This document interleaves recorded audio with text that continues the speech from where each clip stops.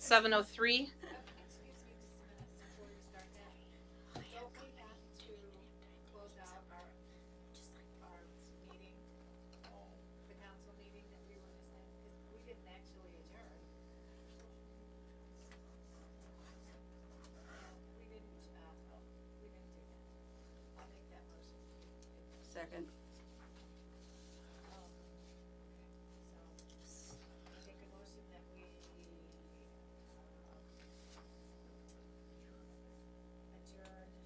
And reconvene in open session. Oh, we already did that. Okay. Make a motion that the city council adjourns from their closed session meeting.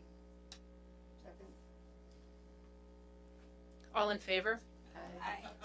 Thank you. Opposed? You could see Motion me. carries for the city. There you go. I like that. Now, in I didn't know we had a play-by-play announcement. for those not with us, Who is the council president now? Don is. Which But Don's invisible not person? here. Correct. So who takes Don's place? We had vice. It all worked. Yeah. Teresa's in the hot seat, I think. There you go. Okay, there you go. I like that. The new Don. Before we get going, again, Dave Adams is down here on the phone, so it's really, really important that when you speak, you turn your microphone on so Dave can hear you. And for those folks who aren't used to it, even those folks who are used to it, only 4 microphones can be on at a time. So when you're done speaking, please turn your microphone off, otherwise people can't speak. So, What if you get a real chair? That's what I asked. Okay. It's my understanding that the town needs to call to order because this is a joint meeting of the full board. So I'm going to I'll call, call the town board to order. thank you. And Teresa's gonna call the city to come to order. I'll call the city to order. And in fact, this is not a fire commission meeting. This is a meeting of the town and a meeting of the city council. Correct. Would you like to take over, Chair Meyer?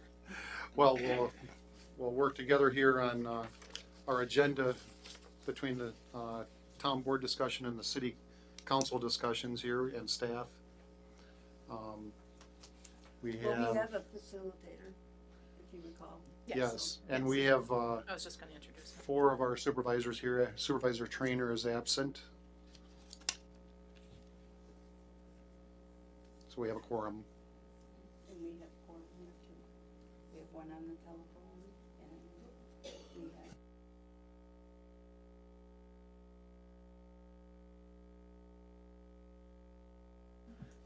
Chair Meyer, why don't you continue on with item 2, but then we do need to introduce Tim, please. Yes, Tim, please introduce yourself, and I think it'd be best, I would suggest that, or I'm sorry, what? That's fine, and we'll try to start right off with a facilitator and see what productive stuff we can work on here tonight. Tim. Do we have a confirmation of the meeting notices? Our clerk is here for the town. Our notice is posted at the Lake House Den, the town hall, First Community Bank. And our notice was posted at Milton City Hall, the Piggly Wiggly, and Dave's Ace Hardware. And for the town board, on the agenda here, motion would be in order to approve the agenda. So moved. Second. Motion by Beth, seconded by Leonard then to approve the agenda for the town board portion of this meeting. All in favor, say aye. Opposed? Motion carried. So moved.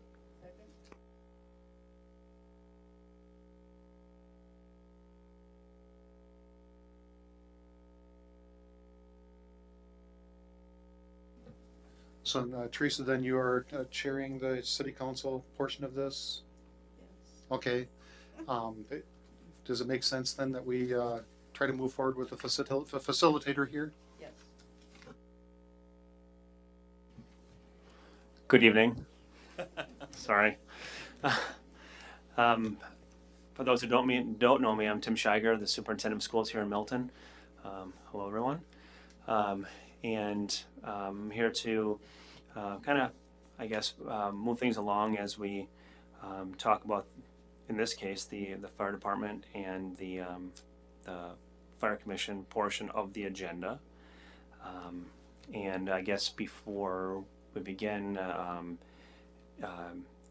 perhaps to not lay down ground rules, but talk about what is the desired outcome of tonight, so tonight can be productive, and move forward with either, you know, a plan of action, or at least a plan of process of action, moving forward regarding the budget of the fire department for the remainder of 15 and for moving forward into 2016 and potentially beyond, having some kind of process or strategy to fund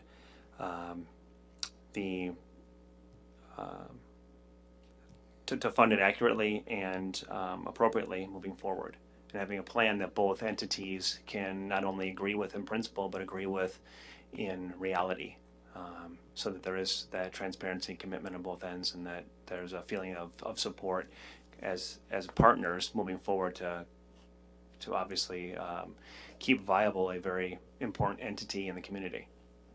Is that correct?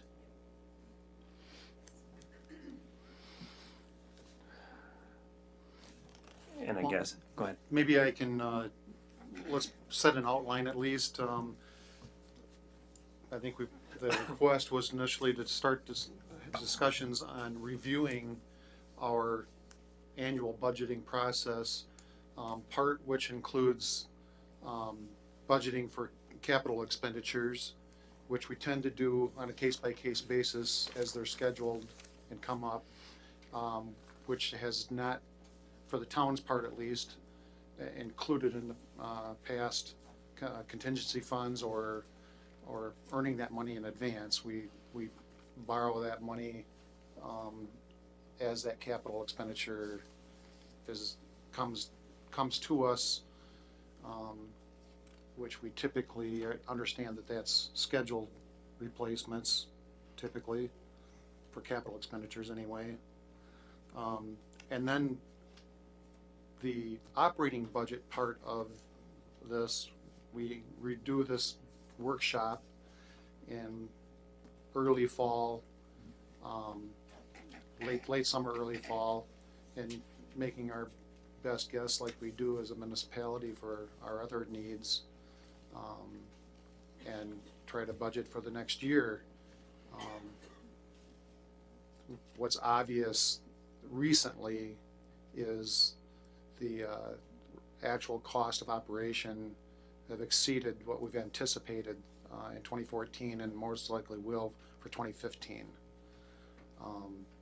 We had not experienced that in our budgeting process prior to 2014, although we've kept tight operating budgets, but we hadn't experienced what we did in 2014 before, it is as a result of our budgeting process.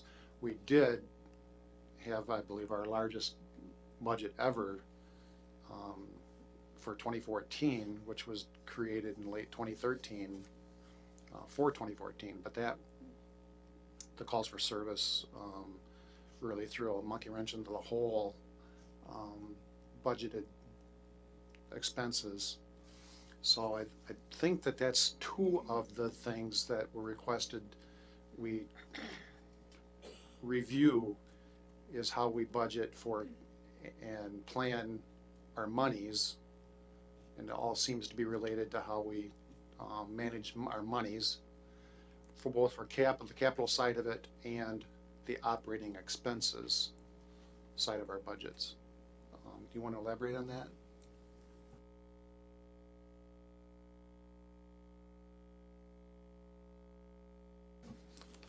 Not at this time. I mean, I've got the numbers that Dan shared out, and just kind of looking over things to kind of get a sense to what the budget is, and I guess what I would start with is the current budgeting process. Does the projections and the actuals, we understand how those work, but the budgeting process, does that still work moving forward?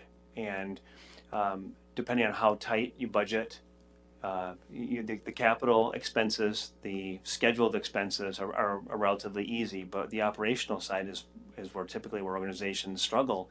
And how, I guess my first question would be how does each entity or as a group of the fire commission budget for those capital, meaning projected revenues versus the expenses? How tight is that? Starting maybe perhaps with that, and are there ways to, as a group, be looking at how the budgeting process occurs and what you put in there? For example, budgeting on the expense side high and the revenue side low, conservatively. Those kinds of things is there continuity or consistency there within the two entities? So, those type of conversations that need to take place so that we can feel comfortable when you are budgeting that it's, worst case scenario, in a sense.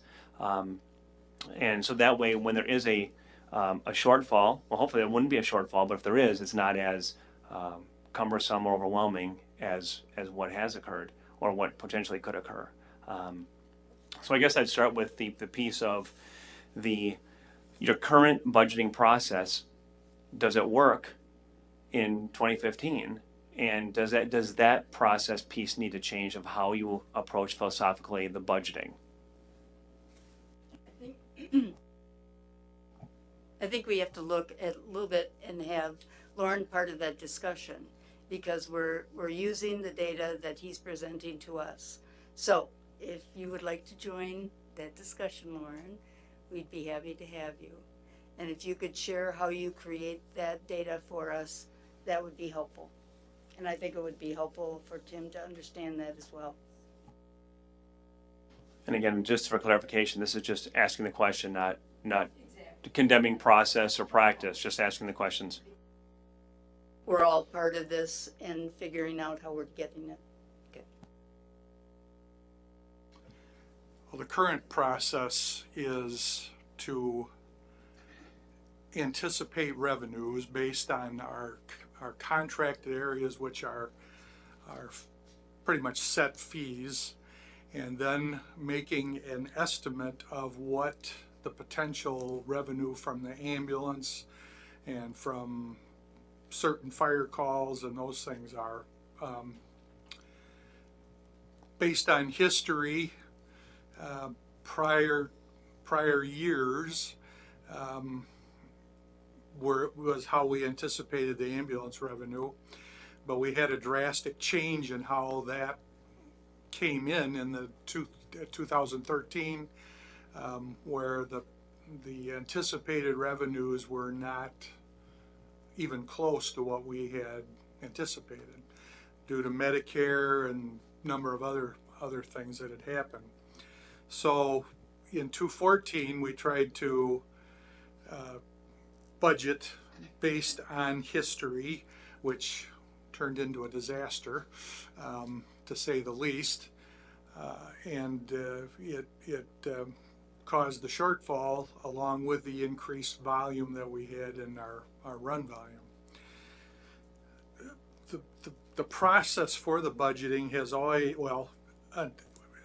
until about year 2006, I think it was done with the understanding that the expenses were brought to the commission, and the commission approved or changed the budget numbers that were brought to them, and then the two entities at that time would split that cost 50-50 and it would come in. At that time we had two separate budgets. We had a budget for the ambulance and we had a budget for the fire. The budget for the ambulance was based solely on the revenues that were coming in from the ambulance fees. Really wasn't a true picture of how much it cost, because a lot of it went on to the fire side with the building and other portions of it that didn't make it all that accurate. So in 2013 we adjusted that and we went to a single budget that was encompassing both divisions. we had a change in 2006, how we figured what those expenses were. And that was the real downfall of I believe, of how things worked.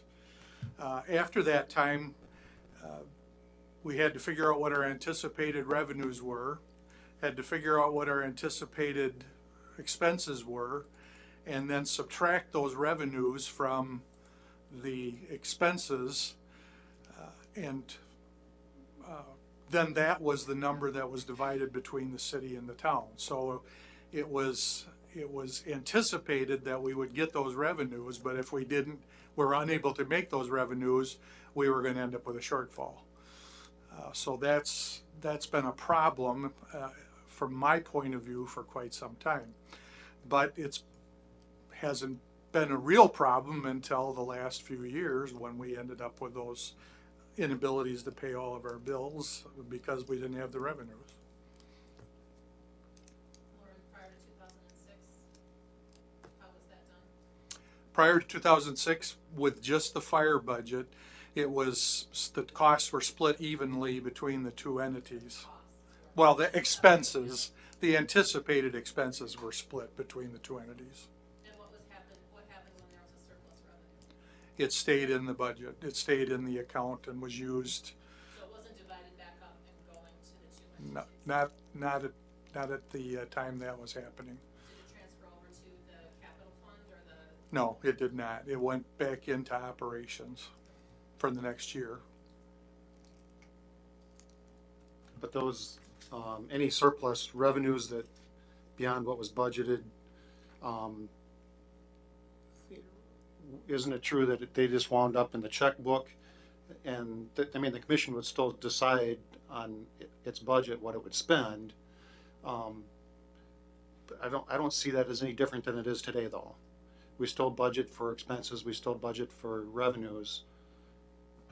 Well, the big difference now is that we are expected to estimate what our revenues are going to be, and we're reducing the amount of money that we ask for the two entities to put into the system. So that's a huge difference from the way it was in 2006. In 2006, we had the revenue, the revenue was the monies that came from the two entities. And then in 2006, it changed where we had to figure out, those revenues, they were subtracted off the top, and then the amount that was given by each municipality was figured on what was left after taking the revenues out. So it was a big change in how it was done previously. I think what Lauren is explaining is some time ago, we never used to budget enough revenue, and later in the year, when there was a projected shortfall, each municipality put in for shortfall. What do we used to call it? We'd get a bill for $10,000 to $20,000 in each entity.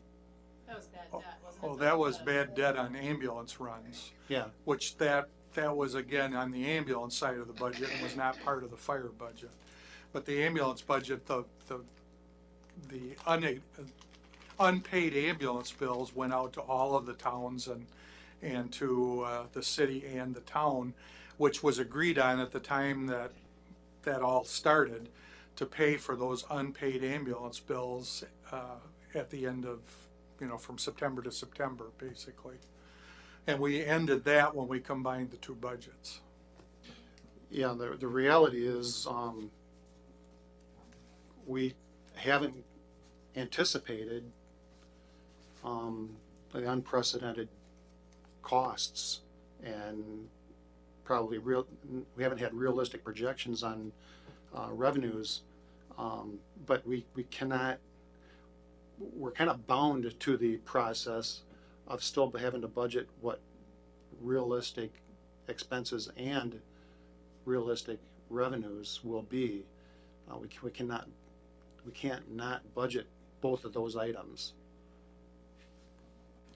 Well, and let me just interrupt real quick. And I agree with what you're saying. I guess the question that I have, and again, this isn't an indictment of anybody, it's just talking about process, is the projection of revenue realistic, or should the contributions, which would be your count upon monies, does that need to be adjusted? I'm not saying it does or doesn't. It's the question though.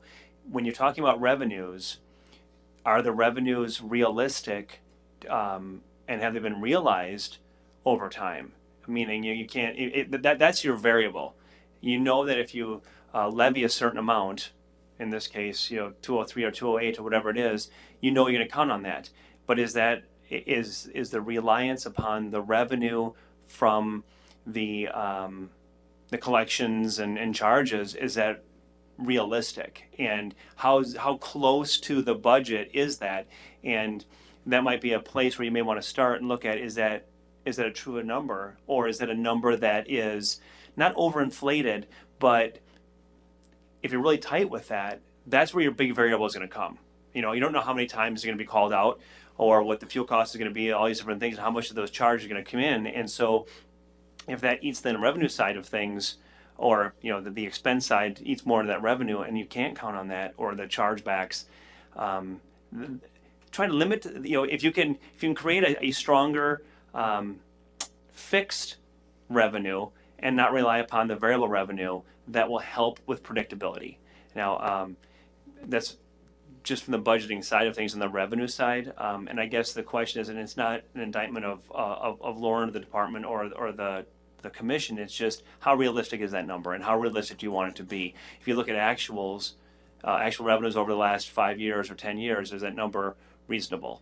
And in budgeting for a shortfall, do you maybe aim a little bit lower in the revenue side, and whatever's left becomes your contingency for the end of the year expense in 2015 or 16 or years coming up? And if you have money left over there, maybe you might want to think about setting that aside, or do you want to use that as a contingency for the following year, or do you really want to use up all the revenue and then be in a situation where you're not sure if you'll make it at the end of the quarter when you pay your quarters? And again, it's having these conversations about, philosophically, how do you want to budget, and then agreeing as a group, because obviously there's two entities, and understanding that the city budget, the fire is probably 28%, 27%, whereas in the town it's half,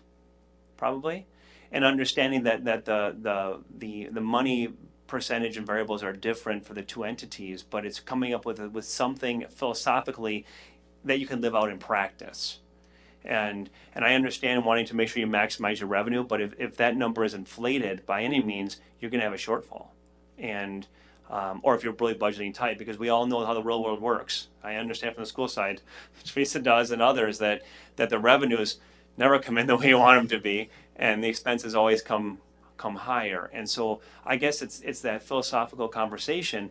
Not that we want to play philosophical games, because it does affect, though, what your practice is. And so I guess I would just entertain the question, do you, and maybe you don't provide that direction tonight, and I know you have an RFP coming down the road here, or it's out there now with how the operations and other things may come, and may give you some guidance. But then at the end of the day, you're going to have to make the decision. Do you follow recommendations? Do you continue as is and hope, or or something in between? And so I guess as a group with two separate constituencies and ways of not ways of levying, but percentages of levying, does the revenue and expense, or the revenue formula work? I think the short answer is we didn't budget enough revenues. I mean, we budgeted too much revenue, and we didn't anticipate enough of the expenses. But I think the budgeting process in the past has been reasonable. There was just no way to anticipate the level of it. But it's clearly not sufficient. We've learned that. Sorry. Yes, we have learned it. I mean, but because it's gone on for at least 3 years now. Now we need to look at it for the future.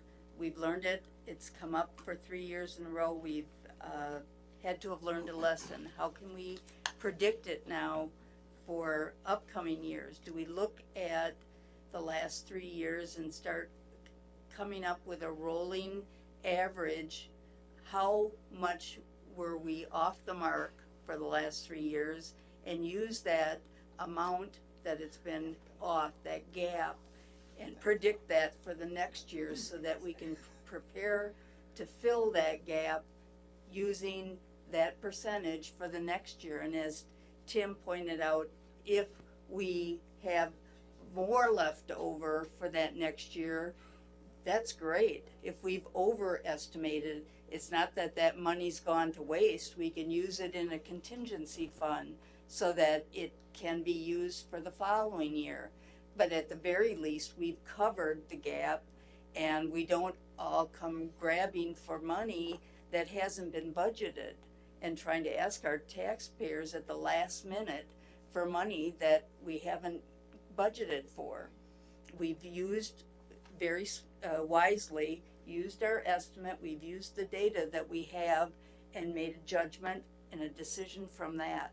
And we keep year after year using the data that we have, just like anyone else making a decision.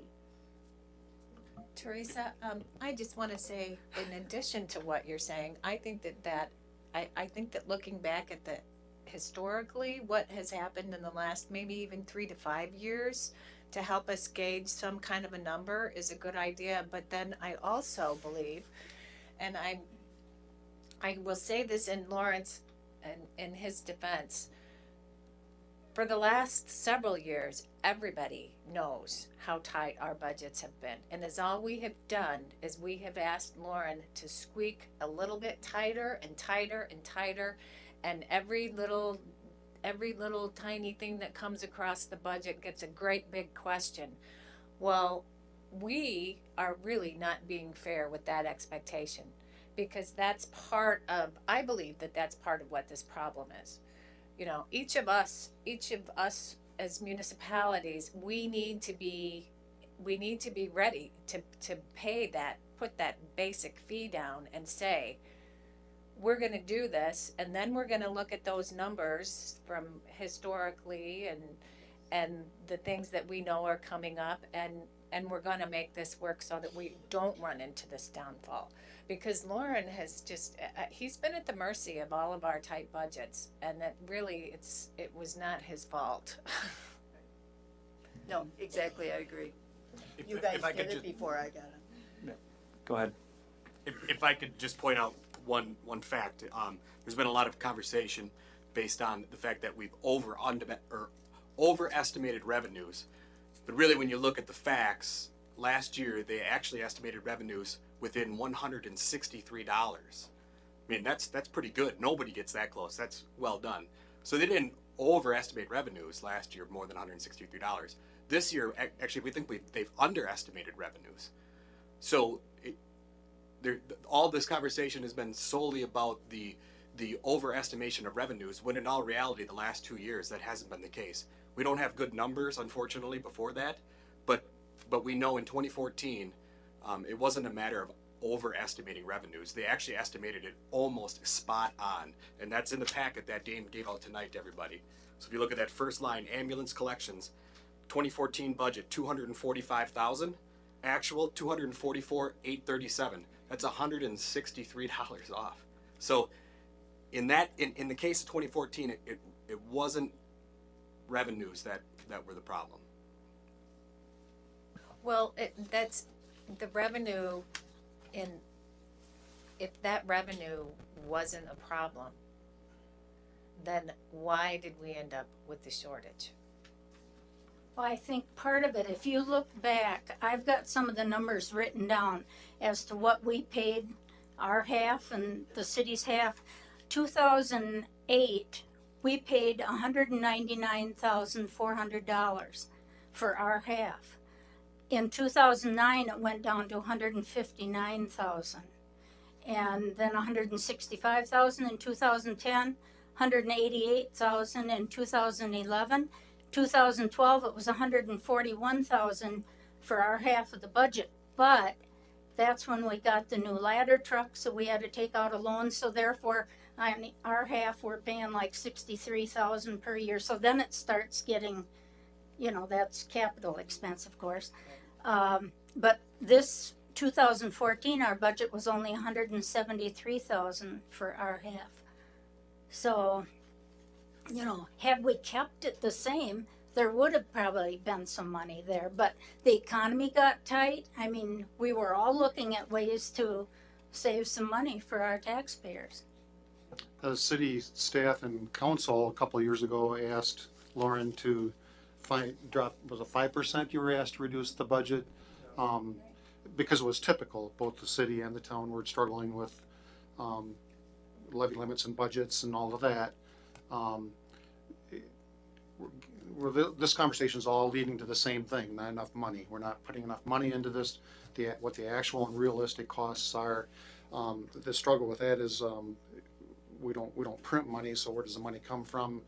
And how do we solve that? It needs to be solved.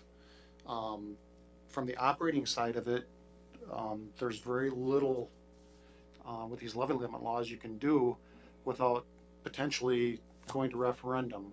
I mean, that's the traditional, anticipated, proper way to address your operating shortfalls is to asking the public to authorize more and showing them why that's a reality.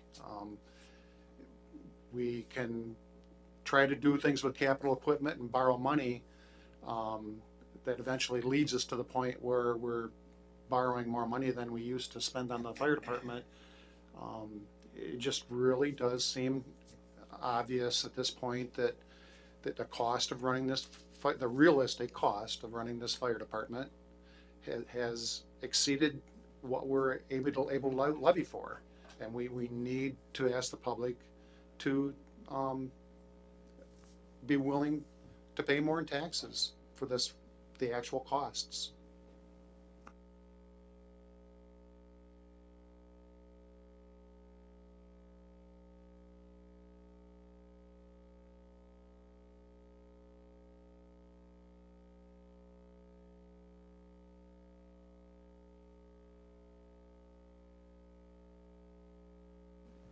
I don't have that figure right in front of me, but I know in the past, looking at the state of Wisconsin in general as what fire service costs for communities our size, we've always been very close to the bottom of the list for the amount of money spent per capita.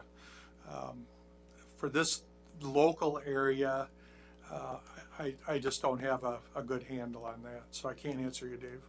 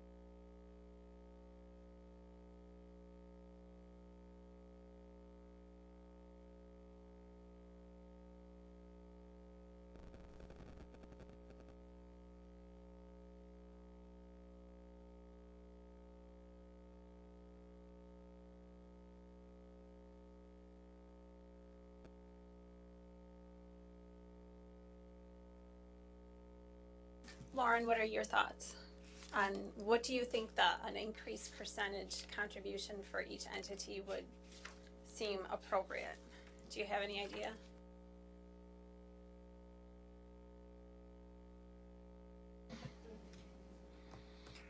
Well, I had presented a memo a while back to the commission about funding at 100% and then them getting the revenues back, which obviously that becomes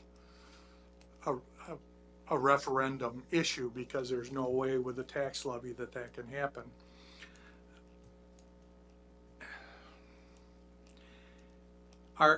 The problem with trying to estimate a percentage of increase comes a lot to do with our cash flow because of the way the money comes in. Would it be nice to have both quarters up front? Yes. But as we get closer to the end of the half, we're still going to be running into the same issues. You know, if you look at what we put in last year, what we put in the year before, you're talking about 4 or 5% of what the whole budget is. If you figure the budget's at 700,000 and you put in 50, that's pretty close to what it is. So maybe a 5% increase would help offset some of it, but again, we can't tell what the run numbers are and all the other things that go along with this that make it very difficult for me to say this is what it's going to be. You know, I was talking to one of the council people the other day, and I said if we have a hazmat incident or we have a major tornado go through or whatever, our budget's gone in a day, and I don't know what we'll do after that, but that's a simple fact. So would 5% be a nice little kicker? Probably, but if we're going to build a contingency fund, it's going to have to be more than that.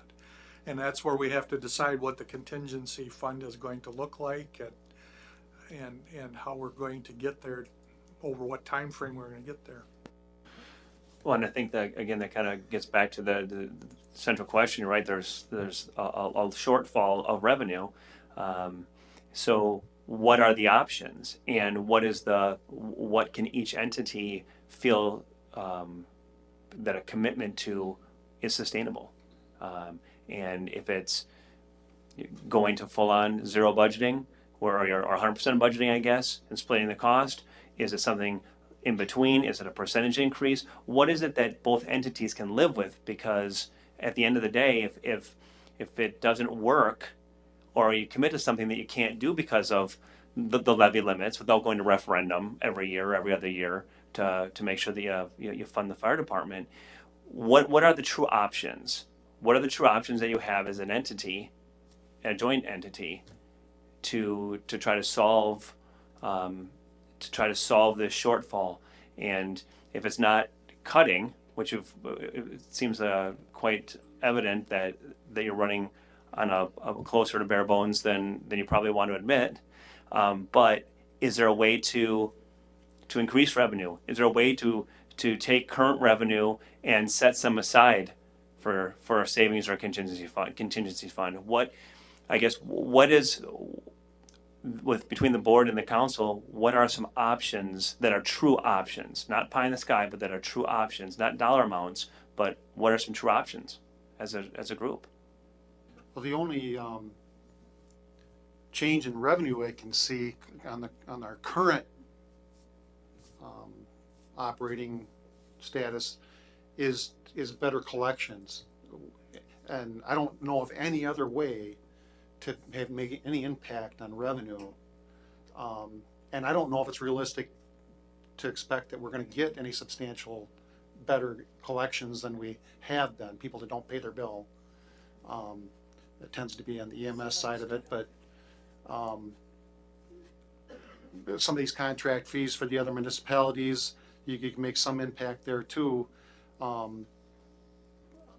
also want to add, though, that I believe in the reality that these costs are real and that it's time to find more money. And I believe the most practical and conventional approach would be referendum, and then a referendum target long term. I'm talking a 30-year plan, not a 5-year plan at this point, because we know that we have capital equipment to replace. We're starting to borrow more and more of that with no contingency funds. We know we want to address a fire station eventually. So I think the most practical option to put on the floor here is a referendum that's substantial and that it's never ending. It's not a 5-year spending plan. it's a lifetime spending plan. It's a 100-year plan as far as referendum goes. I agree 100%. I think that we're at the point right now that we really just have to take this out to the voters and let them know that this is just not working the way it is. I don't think that anybody really, even in their own homes, know how difficult it is when you're dealing with insurance companies and Medicare and all of those types of things. It's tenfold when you're looking at a fire department and EMS department. But then the other thing that I am wondering, and I don't consider this to be a pie in the sky. I think that this is a very serious thing. I know in talking to some of the firefighters, what I have heard is that we're making calls to people that don't necessarily have medical emergencies. So as a city and a board, is there something that we can pull together with one of our local medical clinics or the hospitals to maybe address some of that so that it doesn't come to our EMS and our firefighters? Linda, speaking from the civilian standpoint as well, there's no way. I dealt with it when I was working as a nurse. People would present to the ER with non-emergencies. It's a lack of education, and there are also regulations and laws in place that protect the citizens and do not protect us, unfortunately. So it's just something that we have to deal with. I'd love to say there was an answer, but I can't see that there is. It still irritates me. Trust me. I mention it at least 6 times a year. So I agree too that we probably need to go to referendum and we need to inform the community as to what's going on. And Dave, I have the virtual Kraus packet from when we had them go over our statistics, and in that it gave the per capita cost comparison, and it was cities that were our size and up to like 7,000. We were second from the bottom. Our cost per capita was $20.40. Now, right now, in the budget that we have for 2015, the cost for the city is $38, and for the town, it is $71 per capita. So that gives you some idea. But the range of that was from $19.95 up to $208.01, and that's 7 years ago. And that was a comparison of 25 other similar sized communities. That's the kind of information that's valuable in selling a referendum. And in my 10 years on the town board, only one other time did I suggest that taxpayers need to pay more money. I think we went to a $20-some thousand one-time referendum that failed in the town. But in my 10 years, other than that, we've been trying to be frugal and resist all of these costs and spending. And but here we are, even for myself, a decade later now, and it's not working anymore. I would just like to backtrack a little bit. Now, Lauren, I know that we've got the ambulance that's coming, it's coming next year, right? But we're paying for it with this year because it's No. later in the year? No, the ambulance will be here in October or November. But That's then- a refurb.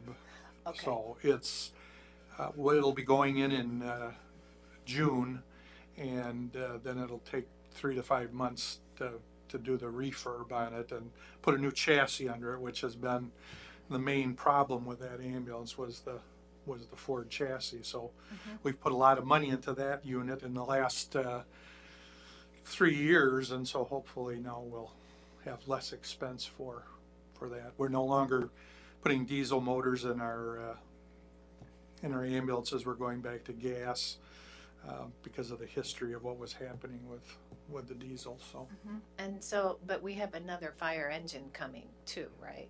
I'm just wondering, right, the fire engine's coming. That'll be, we hope to have that the bidding process done in April, and then it's going to be an 8 to 9 month process after that to get it completed. We will have to pay for part of it up front. The chassis itself will have to be paid for, but the remainder will be paid when it's finished. Okay, so with those two things, and I haven't seen a recent timeline of the equipment replacement, are we pretty much on plan with all of that, or are we still kind of lagging behind a little bit? So that I'm just wondering, for the sake of what exactly we would put on a referendum. Would we go to the extreme of, we have equipment replacement this, this many years at this general expense? Linda, can I interrupt real quick?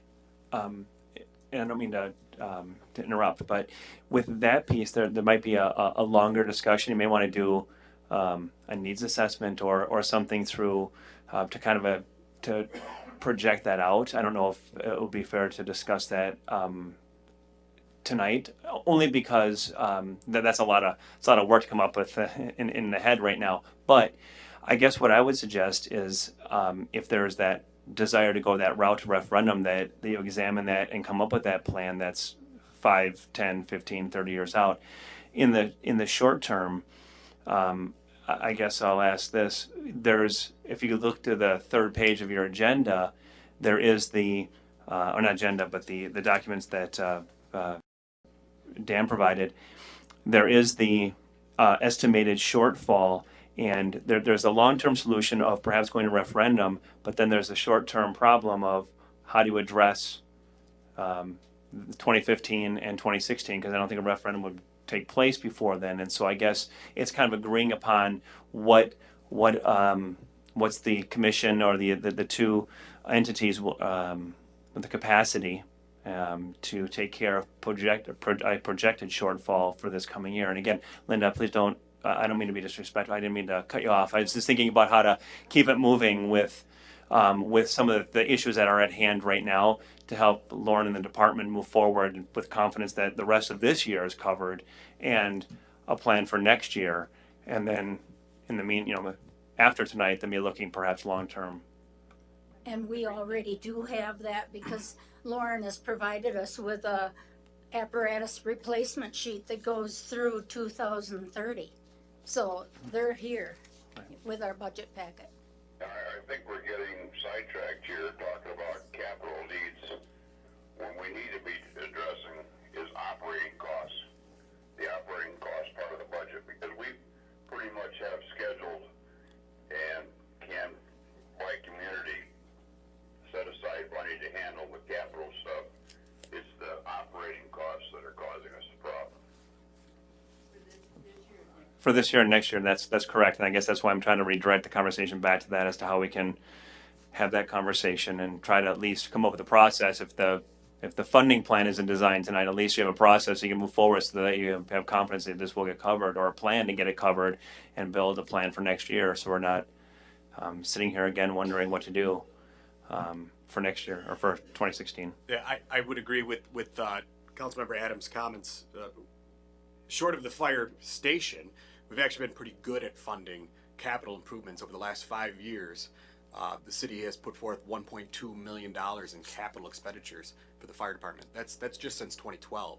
So the capital needs outside of the fire station are being met on a pretty good basis. Not as fast as obviously we'd like to, or the fire department would like to, but those things are coming up and hopefully being knocked down when we can. But I would agree 100%. It comes down to an operational. The operations will be the concern. That's what makes the headlines. That's why we had 3 meetings in January. That's why we're having this special meeting now, is because of the operations. And a lot of people have touched on it, but it comes right down to the fact that there is a cost to have this service provided, and that cost is a real cost. If we find out next year that to repave streets, the cost of asphalt goes up 50%, we can't just say, no. We're going to pay the cost that we agreed to.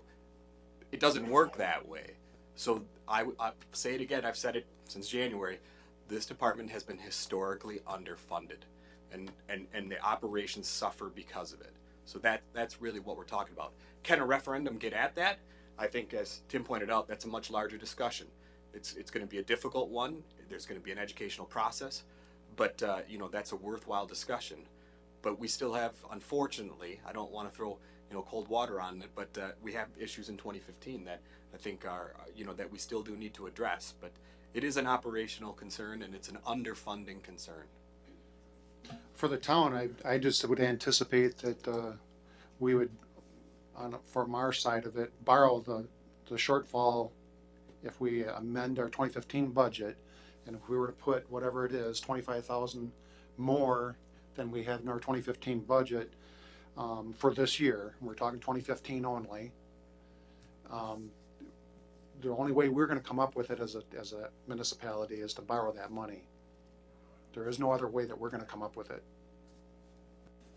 One of the things as I was putting together this financial packet that stuck out to me is historically, if you look from 13, 14 and what we're kind of estimating for 15, we've tried to eliminate through the new staffing program that has been in place now for about 6 weeks now, Lauren, is some of the variability in staffing by having a more fully staffed station. And what that will allow is a little more predictability on the wages and benefits side. What you see over the last 3 years is wages have, for the most part, exceeded what the budget was as a result of more calls, etc., all the stuff we've talked about in previous meetings. And what we're estimating for 2015 is about anywhere between 70 and 90,000, depending on how things shake out, more than what was placed in the budget. That is where I believe most of the financial issues are arising. Correct me if I'm wrong, Lauren. Because as Administrator Hewlett pointed out earlier, the revenues have been coming in pretty close to target. Now, we have obviously pushed some buttons at LifeQuest to get fees and stuff like that reduced. And what you see in the estimated 2015 is a huge assumption that we'll continue to see that for the next 10 months. And if that comes to fruition, that we collect $26,000 on average each month, that's great, because we'll hit that $315,000 number that's in the estimated column for 2015.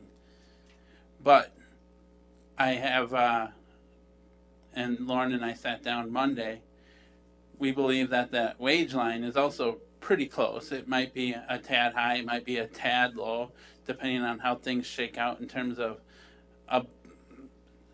I don't know if I'm using the right term, Lauren, service calls that would exceed the staffing levels you have at the department, like 7-alarm fires and things of that nature that you can't predict.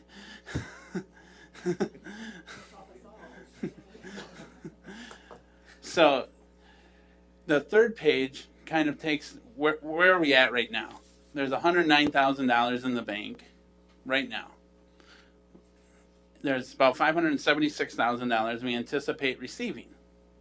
And then assuming that the expenses come in as we estimated, which is a very tough assumption given that we're only 2 months into a 12-month year, of $776,000 in expenses, that's a shortfall of approximately $90,000. Now, there's two different ways to look at it. I wrote down what one of the fundamental questions that the commission and ultimately both the town board and council have to ask themselves is, do you want to fund the fire department so the cash flow matches the year in which the expenses are incurred, or do you want to continue to fund the department on a trailing basis? And that's kind of where the two different numbers that are on that third page come in, that $90,000 and then that $44,000 number. That $44,000 number represents kind of what we have been doing historically, where we pay that January payroll with the next year's dollars. Meaning the work is done in December, but we pay it in January. And we typically use the next year's dollars to to make that payroll possible. If we choose to try to fund things in the year in which they're incurred, that's where that $90,000 shortfall number comes in. That would be the amount that would need to be brought to the table if everything comes to fruition. I don't know if that makes sense or if that's too complex. How does that work with, if we were to get audited? Have we been audited at all? I doubt that that would matter. I mean, it's just a matter of what revenues do we want to have in the checkbook. It's just a simple decision. The fire department isn't subject to audit because they don't have any debt. The debt for anything is carried by the municipalities. What appears in the city's financial statements, and I'm assuming the town's financial statements, is just what the ownership stake, so to speak, is of the town and city. It's just reported as a trust fund, so it's not really audited in the same sense that the city and the town are traditionally audited in. And there's no opinion issued, no audit opinion rendered on the fire financial statements. There was when Seapert was doing it, they would do a audit and make those statements, but it never was a true city type municipal audit that was done on our financials. The practice has been, for as long as I can remember, has always been that we just continued on with the process and never truly ended a year. And we just kept processing along the way, and that was one issue that we brought up this year that Dan and I talked about, was that are always expenses that were incurred in 2000, the year prior, that we're just moving on ahead, but we've always used those monies in that fashion, so it's never been a big financial issue. So, and if you remember when we were talking in December, January about that $53,000, I had said that $53,000 shortfall does not take into consideration the January payroll, and it would not take into consideration any additional invoices that would come in after the fact that we would have to record back in the previous year. And so with that piece is also a component to it, because if you look at the first page under the actual 2014, you'll see that above the bold line, I tried to break out the balance sheet into a current piece that really is what the operations are used for. That bottom half of that is really stuff that you can't touch. Those are legally restricted accounts for various things that the state says, and then that bottom component is just some IOUs, so to speak, to the city and to First Community on an ambulance loan. But you'll see at the end of 2014 there was a fund balance of negative $45,000. What makes that up is about $40,000 in payroll and benefits, and another $5,000 in expenses that came in after that $53,000 discussion. So if we take out the payroll piece, we're looking at about a $5,000 cash shortfall that still existed at the end of the year.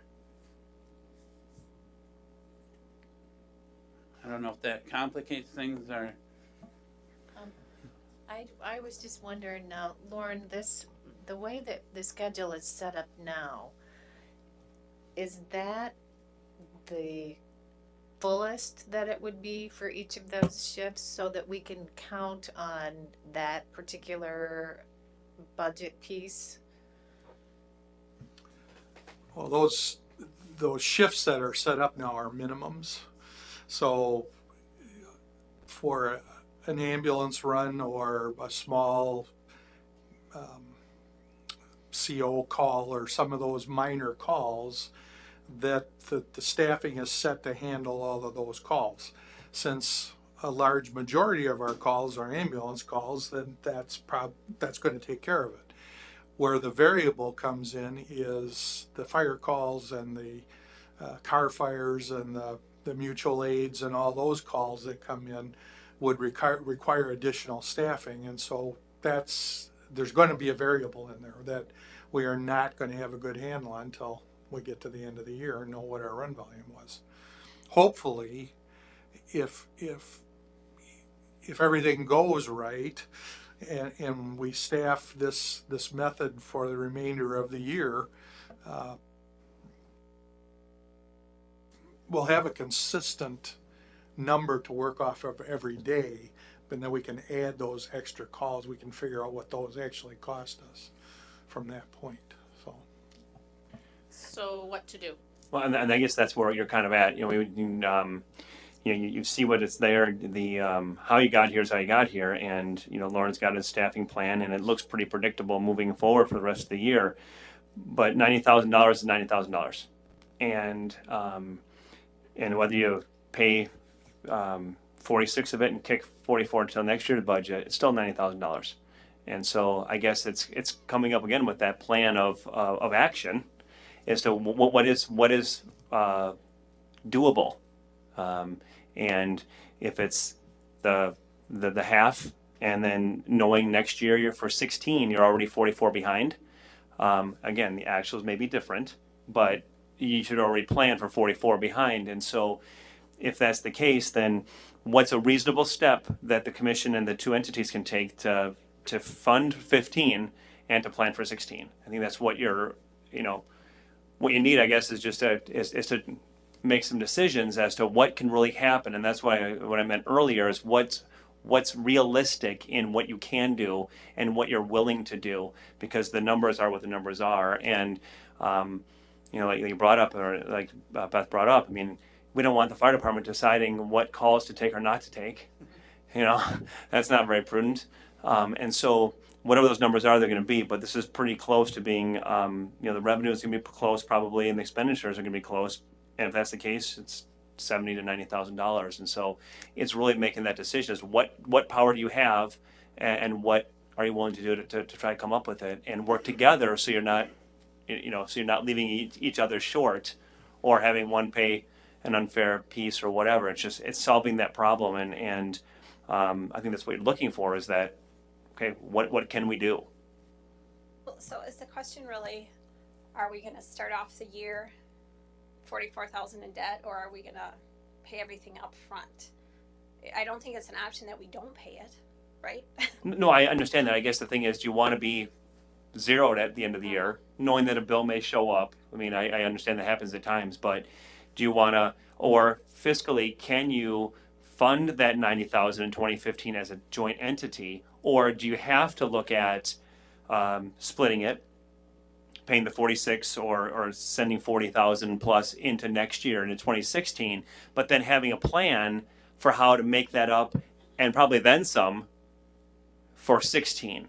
And so if 90,000 is too much to absorb as an entity, can you break it down, knowing that you're going to have to probably put more than 90 away between this year and next year, split somehow to cover 16, just based on past practice with how numbers have shown up?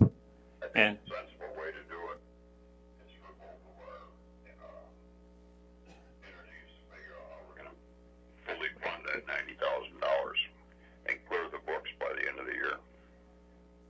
Yeah, I don't like the idea of starting off the year in debt that far. I mean, Dan, what can the city do?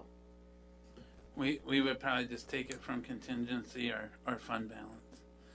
It would not be my recommendation to do a short-term borrow when we have like that healthy fund balance and we have a $60,000 contingency. So Well, yeah, we know we have it. It's the other half that has talked. Our only option is borrowing. We don't have a contingency fund. Is that a plan that you would take back to your board to discuss in greater detail? I mean, obviously you can't come up with that decision in 5 minutes, but is that something that's worthy of discussion? Well, it's the only discussion we can have from the town side of it, and we anticipate that we'll be discussing borrowing money, a short-term loan, that but it's not large. sustainable. I mean, we can't do this every year. Yeah, $45,000 for our share for 2015. There's no other option for the town other than maybe locking the door and November 3rd, you know. And then beyond that, you know, if we agree to pay off the 90,000 as a group, what do we plan for 2016? Well, I guess that's the other piece is what's sustainable in reality, because you don't want to be back here in a year. You may end up going to a referendum for operational in a couple years, but 15 and 16, you need to have a plan, and whether that's developed tonight or you have a couple options and take it back to your respective council and board. But I think that's what you want is some kind of resolution as to, okay, here are some options. Here's what we're going to investigate, and we'll come back at our next meeting and say, here's what we can do, knowing that these are really the options. And I guess I just want you to walk away with some satisfaction that, you know what, at least we have a plan. We'll take it to the board, take it to the council and say, here's what we want to do. And knowing that there's going to be, or anticipating that there's going to be either zero at the end of this year with probably some shortfall next year, or paying half and kicking the other half down the road, knowing that 44 is going to grow. Tim, I'm sorry, No. Teresa. Can No. I just add also that, that for me, and I want to make myself very clear, I'm not interested in kicking it down the road either. I would be interested in having this discussion and not like tomorrow or next month vote to borrow that money in anticipation of a potential $90,000 shortfall. Again, I don't want to give anybody the impression that I'm not interested in fully funding this budget. However, I'm also not interested in the town incurring any more interest if it's not necessary. So I'd like to kind of shave this as closely as we can from my standpoint, so that I'm not just voting to put in $45,000 in case we need it, because we would be borrowing for that. I mean, can you state it so borrow up to $45,000 so that you borrow it once you know a final figure or a final estimation of that figure? Are you thinking that there would be a motion as such this evening, Teresa? No, Okay. but when we get closer to that point, so that you're I- bidding up to $45,000 or whatever it is. The amount what of you money get- is arbitrary to me at this point. I guess I'm just saying that as Dan has been, and I'm sorry to add another meeting to your month, Dan, but as he's been here to apprise us of the financial situation during our monthly meeting, that's where we would be able to anticipate in the future, knowing that LifeQuest is starting to recoup. If nothing else, they're at least charging us less on the money that they're collecting. So with that in mind, potentially it won't be as significant as we are anticipating at this point. So short of having a motion, because I'm really not in any frame of mind to be doing that tonight, I'm just stating that while I'm not interested in not funding the fire department fully for 2015, I'm also not interested in taking out a loan at this time and incurring that additional interest until it's necessary. So we would have a better idea, say October, November. Correct. This dollar amount is, $90,000 is probably month and a half of operations, give or take. One of the things that Beth had mentioned was, waiting. And these estimates are estimates, and they're basically based on what's happened in the last 2 months. And so it's conceivable that things could be better, things could be worse. We don't really know. This is just our best guesstimate as of right now. And 2 months in isn't probably the best barometer of measurement. It's not a good sample size, but it's a sample size. And so maybe it's one of those things where we look at our estimate every 2 months and see, are we still in line with this estimate? Is it better? Is it worse? Etc.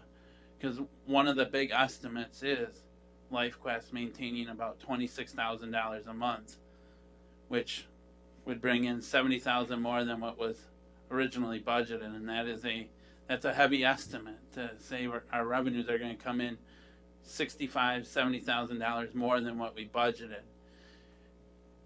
I do feel comfortable on the expense side, and Lauren and I looked at those in pretty good detail on Monday. I don't foresee any of those expenses not coming to fruition, or at least coming close to what are budgeted. But once again, it is an estimate, and we don't know. And I completely understand what you're saying, Beth. I guess what I would offer is, can you agree to a plan, a commitment to, we want to zero out at the end of the year and not incur debt or move debt from 15 to 16, and then when you get to the fall, then you look at more of what the actuals, or it might be the estimate might be a closer to the actual, and then agreeing philosophically we're going to pay it off down to zero and then start the new year, and then that'll be your plan of action moving forward, until you get to a point where you maybe have to go to a referendum or something, depending on how you don't want to be collecting debt every year either. I understand that. But perhaps that would at least give you direction, and you can take that direction back to your board and council saying, here's what we agreed as a commission or as a joint board to say, this is what we'd like to do. And then plug a number in when you have numbers that are more realistic, meaning at that time. But at least coming together with a process and agreeing upon how you're going to handle the expenses annually. That'll help, I think, move you forward as a group with, okay, this is what we're going to do, and then you can then look at 2016 and say, okay, well, if we're going to do this, then perhaps we want to budget a little bit more, so that way the potential of borrowing goes down. But again, just coming up with that philosophical approach. Here's what we're going to do. We're going to end our expenses, pay them off at the end of the year, and incur brand new at the turn of the calendar. Yeah, in between now and then, like I said, we have to come up with a new funding process to more closely match revenue to expenses, estimated expenses. Well, and we also talked about creating the contingency fund to carry that gap that may be a part of it from year to year for unknown expenses or just things that may come up either operationally or capital expenses that may come up that we're unexpected throughout the year. If you just really think of this as a business, I mean, to operate, those of us around the commission know that every dollar in Lauren's budget is already labeled for something. So if something comes up, he's got to either eliminate something to pay for it or come hat in hand to the two communities and ask for money. And that's not the way to run an organization, not of this size. Well, I'm just wondering if we can at least come up with a consensus of what to do with 2015. Do we all generally agree to zero everything out to 2015, whatever that looks like? Does the city council agree to that? What I would also like to do Well, I is, think, can we just talk about just 2015 and zeroing it out? Just look at one thing. Do we have a consensus to do that? Because then at least we can move forward. You Okay. have mine, do you want a Yes. motion? Yes, let's do a motion. Okay, I'll make that motion for the city, that we will, Yeah, do we? to take to the council the motion. because we are the council. Well, we still need to take it back. Do No, we we? don't. Do we have to, You are. we have We our are. full, we're in We a have our council full meeting right council now. right now. We have a designated meeting happening now. We do. I mean, the council's here this evening. It was called to order as a council meeting. We right. have a quorum present. I mean, I think the vote that you take tonight would be binding on that council. And Is it frankly, I on don't, the frankly, I agenda don't think either. appropriately Yeah, that we can take action? Okay? yes. Okay, all right, so why don't you make the motion and then, I'll make the motion that we zero out 2015 for our fire department expenses. I'll second. Motion made by Linda, seconded by Nancy, all in favor? Aye. Opposed? He did, okay. I- It carried unanimously then? Correct.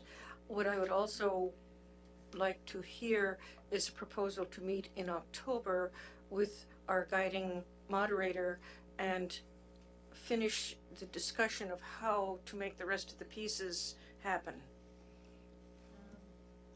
I'm kind of wondering, Nancy, if October would be a good month because, Go back to the board, the town board with this same. right, sorry.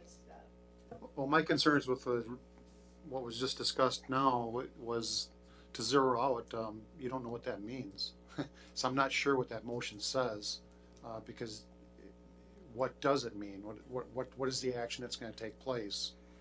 I think from the council standpoint, it's 50% of whatever that cash ball's gonna be. Shortfall's gonna be. Right, it's just that, as we said, we would wait so that you're not borrowing more than you need, that you're waiting to find out what that amount is more precisely.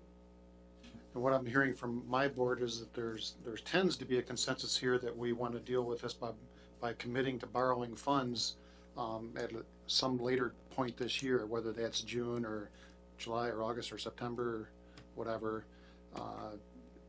But what hasn't been finished in that discussion is whether we would seriously see that it's logical to do the exact same thing. The goal would be to zero out that anticipated cost for the end of the year and not roll over. Some of that stuff will still be probably paid after the first of the year physically. I mean, you're not gonna pay every penny of it by December 31st, but, so some of those costs that might actually be paid in January. Correct, like But- that payroll, like that 40, half of that 90,000 will be a payroll that'll be paid on the 15th of January in 2016. So, another way to describe it is a contingency fund. But anyways, that discussion, we wanna continue that as a board, that the goal would be to zero out the cost by the end of the year, as far as, capacity. My apologies, Madam Clerk. I move to have the town board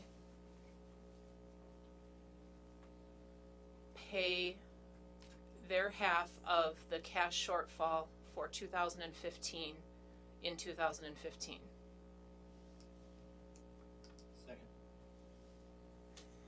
So a motion by Beth and seconded by Leonard then to commit to paying any shortfalls that comes to the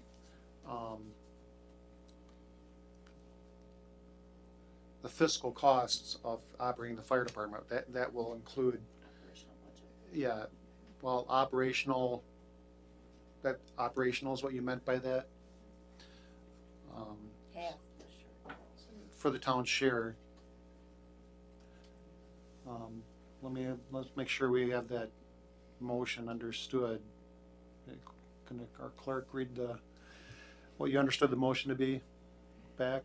Motion by Drew, second by Stalker, to have the town board pay their half of the cash shortfall for operations of the 2015 in 2015. Yeah, so you have the motion in front of you then. Any further discussion? And then the town board then on the motion, all in favor say aye. Aye. Opposed? Motion carries unanimously. What I started to say, Nancy, is I think that it's a good idea that we do have another meeting in the fall, but I think October is generally lined up with meetings for, I know it is for the city, like Tuesdays and Thursdays for budget. So I'm wondering if maybe we couldn't do it in September, so that we can, You're jumping ahead. Do on this that again? agenda here. Let's finish out the contingency issue. Well, we're still on item 4, aren't we? Well, we just finished that on the 2015 fund, or You know, 3B. I think it would be advantageous for both Well, communities. did you wanna talk 3B, about, right? did you wanna talk about 2016 funding or just not even discuss it at all and move down to, the contingency? I think we should talk about 2016, but I didn't hear what Dave said. Go ahead, Dave. I said, I think it'd be advantageous for both municipalities to consider a different funding process and meet in June or July prior to the fire department budget being put together. Better than waiting till Lauren's got it put together and then stirring the pot again. What other type of funding process comes to mind? What other type of funding process, other than the budgeting process we have, comes to mind? I think we need to agree that we've got to come closer than projected revenue of 576,000 against expenses of 776,000. That doesn't make a lot of sense. Well, that's exactly what we have done, is address that tonight. If I may just jump in, I think that what you may want to do is look at the contingency piece, which is the next piece on here, is how do you want to budget moving forward? So the process, I mean, you do not have to change the process, the numbers have to change. And it's having that conversation as to when you budget, like looking at this year's budget, it was negative 5,000. It's probably not the way you want to do it moving forward. It's a suggestion, it's not an indictment. But you want to think about, do you want to budget more than what your expenses are going to be, so that way you have whatever that amount is, 1,000, 10,000, 50,000, whatever you're comfortable actually doing, and not having some kind of surplus for this type of situation, and what is a reasonable amount. And maybe you don't come up with that tonight, maybe you do, but I think that needs to be part of your discussion moving forward in the budget. Yeah, for the town, I think the answer to the ability to do that, towards some contingency level or something like that, that would be unrealistic with the town's current levy.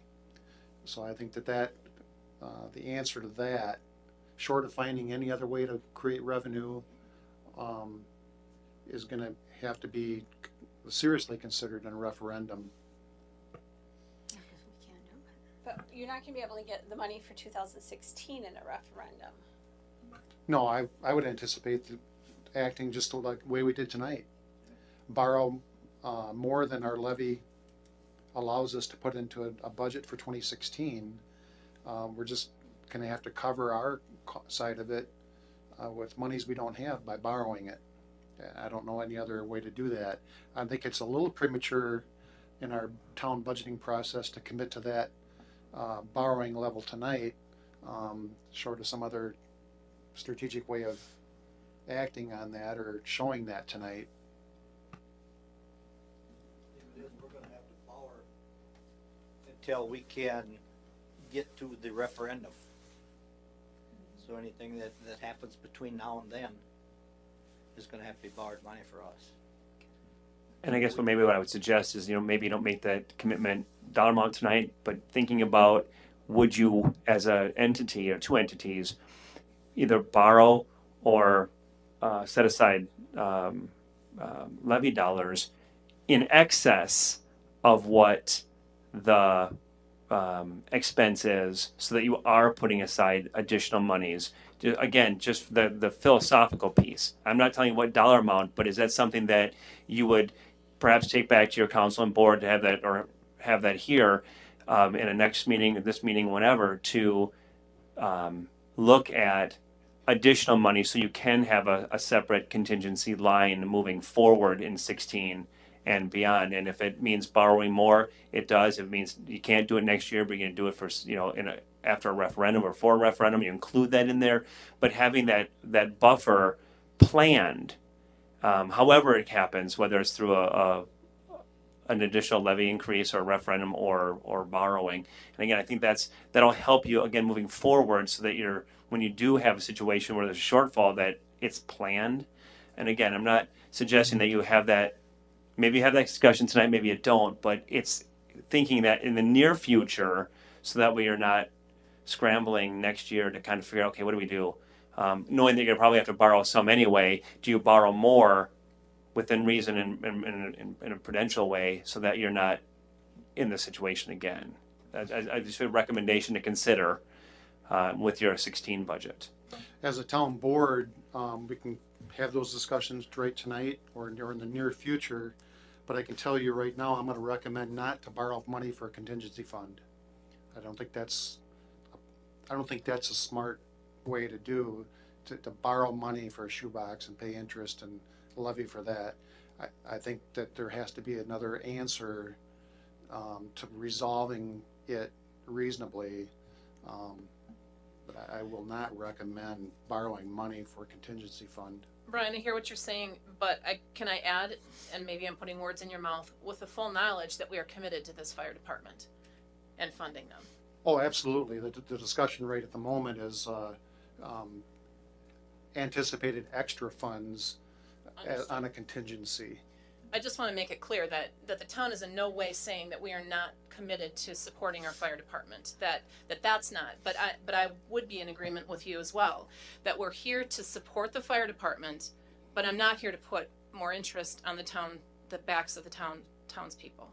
And I would agree that I think that's very clear that everyone here in this room is supporting the fire department. Again, I'm just trying to think of ways to just be thinking, knowing that there's been if there's going to be a history of a shortfall, and I agree that you don't necessarily borrow it and then just save it and put it in a savings account and earn less. I understand that piece, but then understanding that you don't want to be stuck not being able to borrow enough and having it not be 50-50 down the road. So there's had to be obviously some plan of action that you'll look at as the process goes. But again, I think at least if you're taking the step of we're going to look at zeroing 2015's expenses, including the first payroll of 16, and then formulating a plan together moving forward is a great step, I think, in at least coming up with a solvency plan moving forward.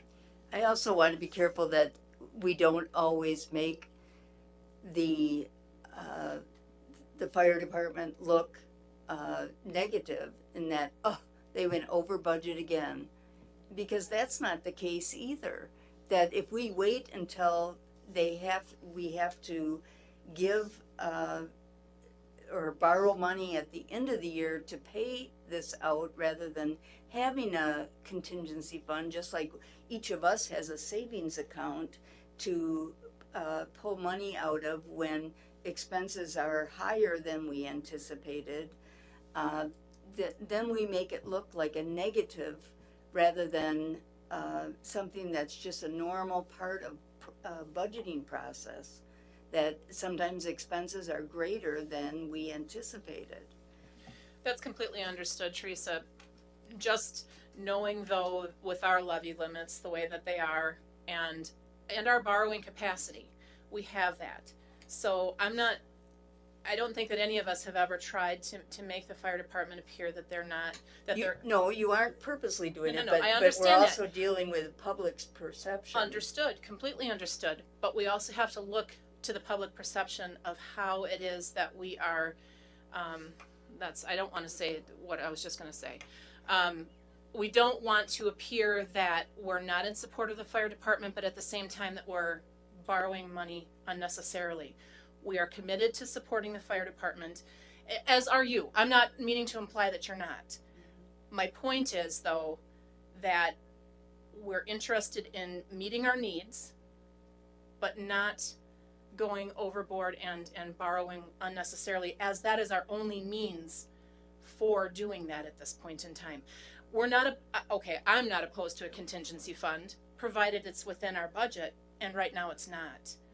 So I know that the word referendum has been passed around several times tonight. I believe that long-range planning, and we're jumping here on topics, but I would like to see that we do meet in June, but that we're doing some further long-range planning with somebody who is maybe handling the topic of the referendum and what that looks like to both entities, so that the education can be out there for our general public and done so in a manner that's going to be a little more palatable, with the full knowledge that this is the town's only option.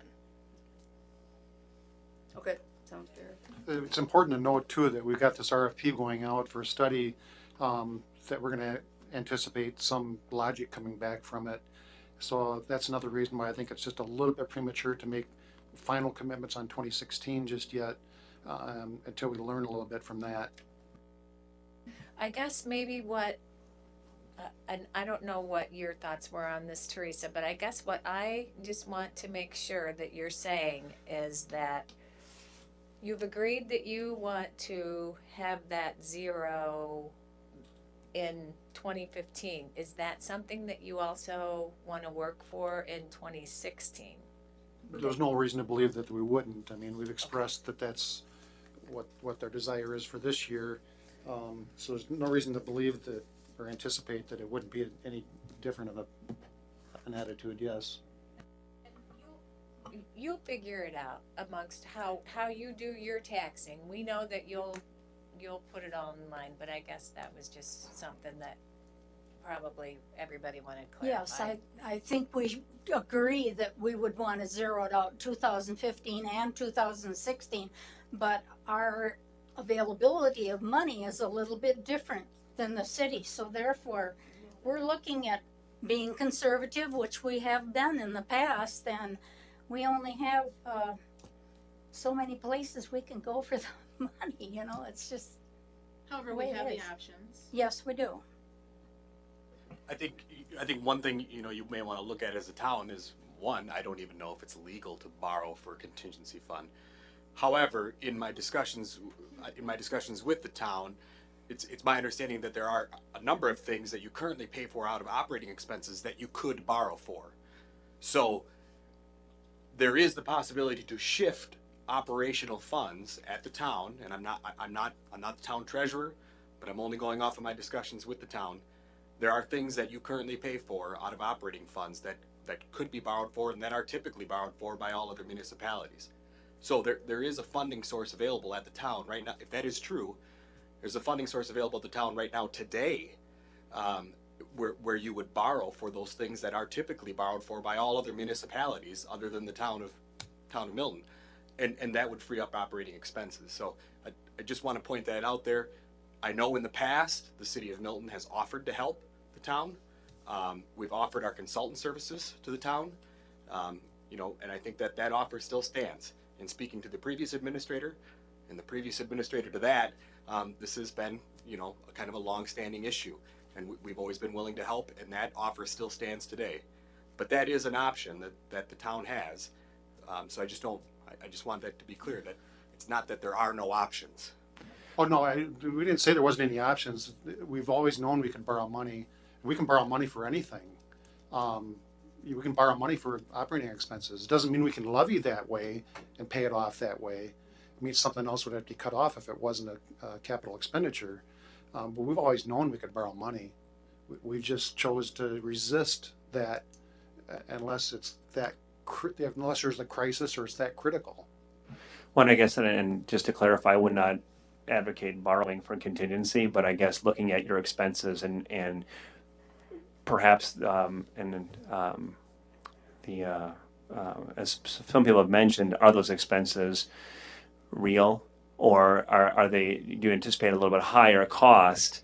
And so when you're planning for a borrow or for the funding, should it be a higher number, so that way when you do have the situation, you don't have to worry about going to additional borrowing, that the expenses are more accurate, and if there is leftover, you haven't borrowed for contingency, but then perhaps you save that for a future expense, or you've got something in case something happens that, you know, again, you're not artificially inflating the expenses, but what I'm saying is that perhaps it's too low. I'm not suggesting it is, I'm just asking the question, are you really budgeting your expenses pretty tight so when something does bubble up that you're in a situation? That's all. It's having that honest conversation when you're budgeting, and it's not what.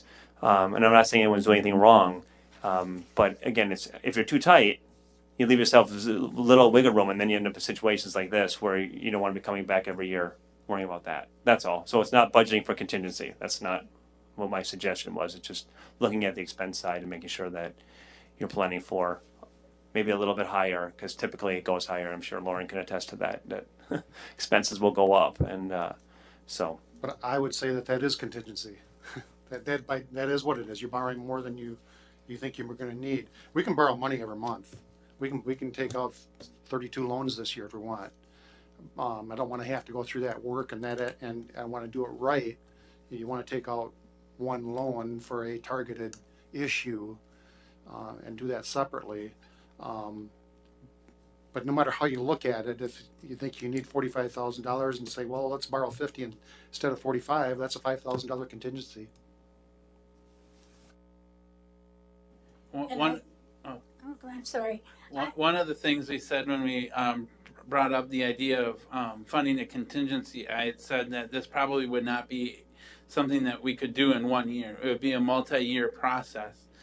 And if we look at that estimated 2015 column, and we'll just play pretend for now and say that that would be the 2016 budget, what that would require to get to zero would be each municipality coming up with $45,000 more dollars than what they did in 2015.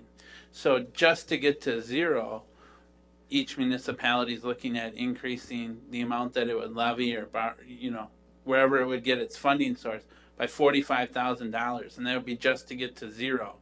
So whether it's palatable or not to build in a contingency in 2016 may not happen, but a reasonable goal to get to zero without having to have a discussion in October about, oh my God, we're short $90,000. We need to throw in a little bit more money into the kitty, and late in the year, that might be Dan, that might be a reasonable goal to say, hey, let's not have to go to the well late in the year. Dan, I'm not an accountant, but is it logical to look at this conversation about this $90,000 anticipation for 2015, and at the same time bring us to a zero balance? That also relieves the 2016 budget already by $44,000. Because we're zeroing it out in 15. Right, but we would still have 12 payrolls we'd want to fund in 2016. So, Understood, yeah, we just don't have that carry. right. No, we're talking about funding 13 payrolls in 2015. The $90,000, that's what that does. It takes care of 13 payrolls. Well, from a cash flow standpoint, correct. Yes. That So if we do, yeah, if we that's zero why it I out- have the two different numbers. I have the 90,000 and I have the 45,000 number. Exactly, but So this if we wanna $90,000 addresses 13 months of expenses, generally speaking, for 2015, and in 2016, we wouldn't be addressing the exact same 13-month burden. I'm not saying that we would cut back on this, but from an accountant standpoint, we wouldn't be addressing the same calendar of expenses in 2016. Well, we'd have to look at the ending position and what that actual cash position looks like. I'm just saying from just a pure number standpoint, if you look at the budget as shown, the $550,000 is probably what the payroll will be in 2015, and that number includes only 12 payrolls. What you're talking about, Brian, is the residual cash flow, and I'm looking at it more from just what's the revenue, what's the expense, what does that look like? Did we pay 2014, December 2014 payroll with 2015 money? This year we inherently did, because the fund balance at the end of 2014 was negative $45,000. And then both communities came together and so even after the $53,000 shortfall. Correct. Okay, gotcha. So my point is that we need to recognize that, and that's a good thing. That's a good thing. But we're not already $90,000 behind on 2016. already today. That's the point I'm trying to make. I'm not suggesting that if this is a perfect world and all of these current estimates are the exact penny that we're gonna experience, and if nothing changes in 2016, this will be the same penny. I'm Right, just trying to- that's a strong assumption on my part, but it's the only assumption that I have to work with right now. I'm just trying to put it in perspective of what it would take to more than likely hit a zero balance at the end of 16 compared to what we all budgeted for and levied for in 2015. We're probably looking at 40,000-ish just to get even, would be my guess. Now, that's just a guess. That's not based on any conversations with Lauren. That's not looking at what the operations are going to look like next year. That's not looking at anything. But it's just a number to kind of have bouncing around in the back of your head that it's probably going to be close to that, plus or minus. All right, well, I think you've got a plan for the rest of this year. I think you need to develop, a strategy for next year, for 16, and whether it's, funding more from the city and the town and doing something different with the revenues, or, looking at things this way again, but at least you've got some resolution for 15, it sounds like, and I think that, they got some longer term issues to be addressing at some point too, and you have an RFP that also that you want to make sure that if you're going to put that out there and spend the money to have someone do a study, that you want to make sure that you really consider the results or the recommendations, I suppose, that will come. So, anyway. I am going to move the elephant in the room. There's people here in our audience that want to know where we all stand on a new fire station. That's not part of this meeting. Yeah. It's not on the agenda, you can't do that. I was told that we have a general enough agenda here that we could make that commitment. Systems funding isn't part of paying for a building. I tried. I've made the request. I went into this morning, right away in the morning, and said, can we get it on the agenda? It's too late to add it to the agenda,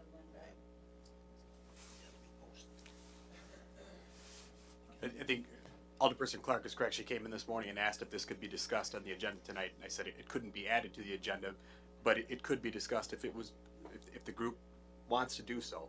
And it would ultimately be up to the chairperson of the meeting. And I don't think we established who that was, and that's what Tim just asked me. But it's ultimately up to your discretion at that point. You can, if you feel that it fits within the purview of the agendized items, you could discuss that. But that's your call.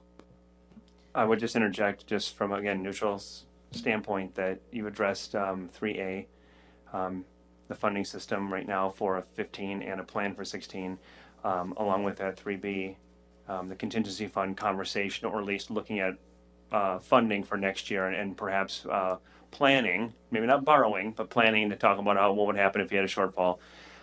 Those items have been addressed, and again, there's additional discussions, but it's possible action on 3B. So I think the discussion was had, and I guess I would recommend for the group to maybe, unless this is the agenda, I'm assuming, right, that you would maybe look at number 4 and set your next meeting date and kind of move forward. I mean, maybe I have the wrong agenda. Gotcha. Anyway, and that's my recommendation, is to kind of move on to the next thing, I guess, because you want to make sure that when people are prepared for that, whatever the next discussion is, then. Are we going to set another meeting date for this, or are we going to shoot for a month? How do you want to do it? There was some suggestion of June. I don't know if that's the best suggestion. I have no idea, but. June was for a referendum. I think a referendum informational meeting. Is that what you want to call it? I think it's a good idea to do I it. didn't bring up June in the first place, but I think it was, Beth, I think that you brought it up, didn't you, or Well, was it Dave? initially I think it was Dave, but I feel that this is something that we can discuss at the commission level, because as the word referendum is discussed, it means several things to me personally.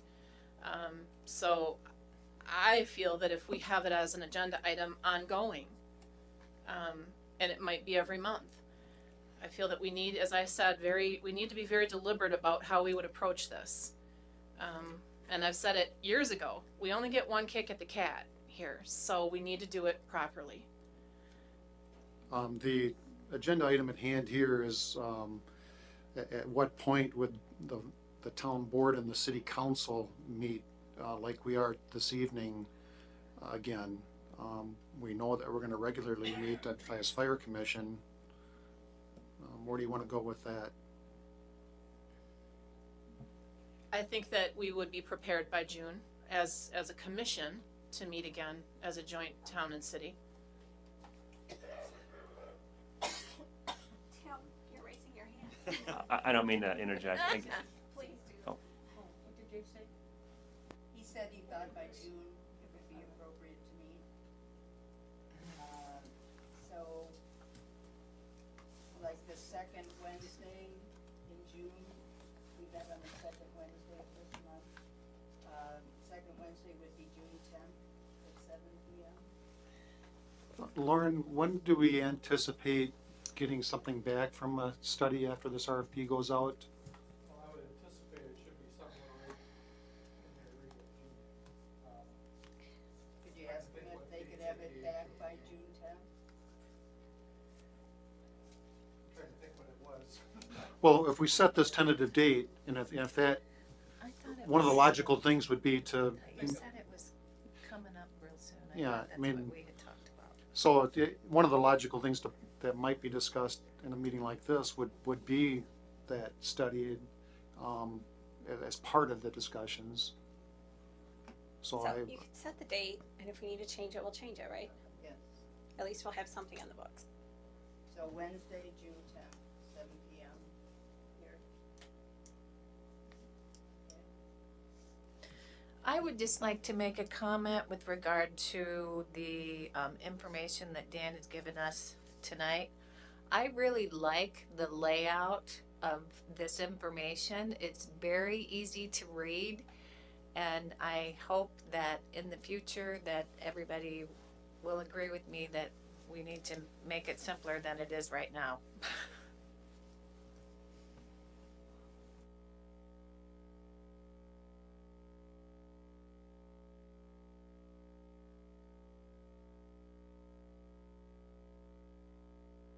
Thank you, Dan, for all your work.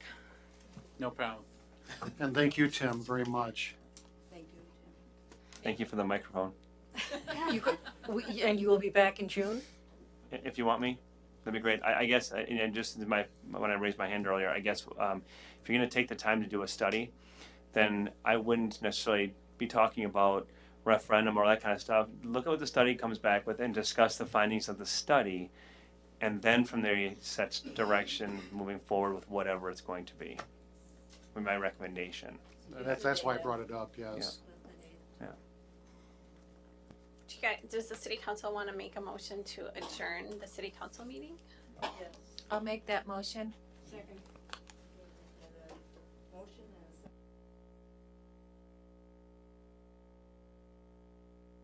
and a For the town board, is there a motion to adjourn? I will move to adjourn. Second. Motion by Marion, second by Beth to adjourn the town board. All in favor say aye. Aye. Opposed? Motion carries.